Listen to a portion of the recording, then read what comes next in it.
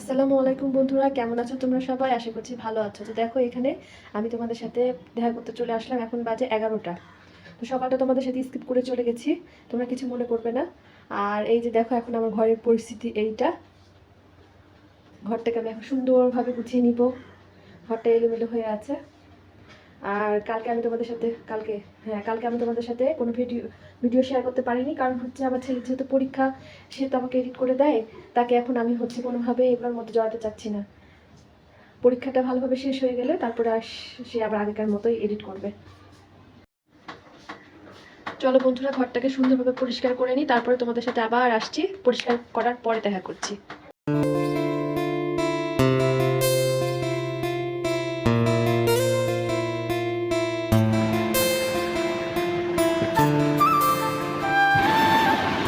দেখো এখানে আমি বিছানাটাকে গুছিয়ে নিয়েছি, ভালো করে ঝেড়ে নিয়েছি, তো সুন্দর করে টান টান করে দিয়েছি একদম। এখন বিছানাটা দেখতে কত ভালো লাগছে। দেখো বন্ধুরা, এখানে আমার ছেলে পড়তে বসে গেছে। আর আমি কিন্তু ক্যামেরা বন্ধ করে ঘর মুছে নিয়েছি, ঝাড় দিয়ে নিয়েছি, আর ঘরটাকে সুন্দরভাবে পরিষ্কার করে নিয়েছি, একদম চকচকা করে নিয়েছি। আর একটা ঘর কিন্তু বাকি আছে পরিষ্কার করা, ওইটা তোমাদের সাথে শেয়ার করছি না, আমার মেয়ে ওখানে ঘুমাচ্ছে।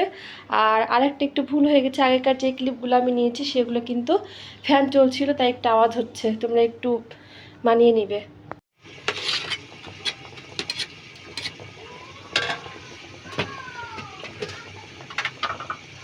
বন্ধুরা দেখো, ঘর গোছানোর পরে কিন্তু আমি আমার মেয়ের জন্য মুরগি কাটতে চলে আসলাম। তো মুরগিটাকে খুব সুন্দরভাবে কেটে নিয়েছি, এখান থেকে কিছুটা বের করে আমার মেয়ের জন্য রান্না করব। এটা কিন্তু দেশি মুরগি।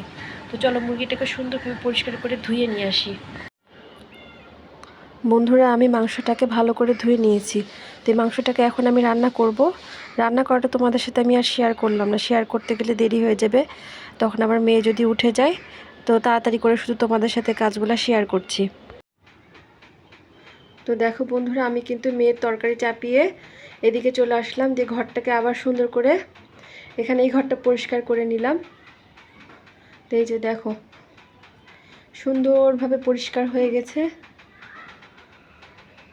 দুইটা ঘরই আমার এখন পরিষ্কার হয়ে গেল। আর এই যে এখানে দড়ি টাঙানো আছে, এগুলো তো তোমরা কিছু মনে করবে না। কয়েকদিন এক লাগাতার বৃষ্টি হলো না, তখন আমি মেয়ের কাপড়গুলো এখানে দিয়ে শুকাতাম। কি করব বলো, তাছাড়া তো উপায় নাই।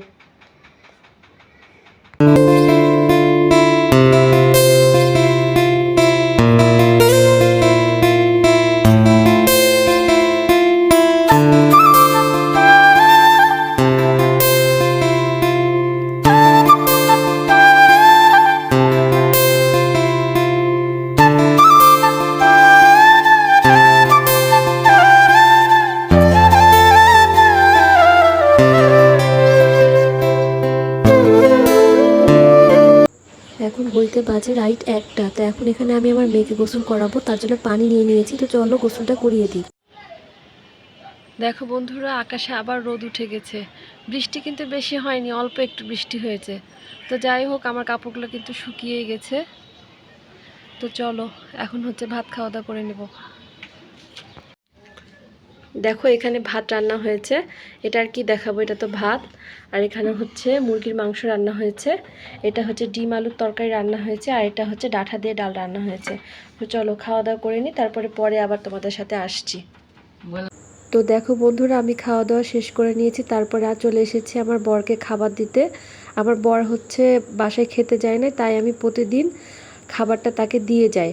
আর এটা হচ্ছে রাজশাহী সাহেব বাজার, যারা যারা রাজশাহীতে থাকো তারা তারা তো চিনোই এই বাজারটা। তাহলে বন্ধুরা, ভিডিওটি আজকে এই পর্যন্তই। যদি তোমাদের ভিডিওটি ভালো লেগে থাকে অবশ্যই লাইক, কমেন্ট, শেয়ার এবং সাবস্ক্রাইব করে দিয়ে আমার পাশে থাকবে। দেখা হচ্ছে কালকে আবার নতুন একটা ভিডিওর সাথে। আল্লাহ হাফেজ।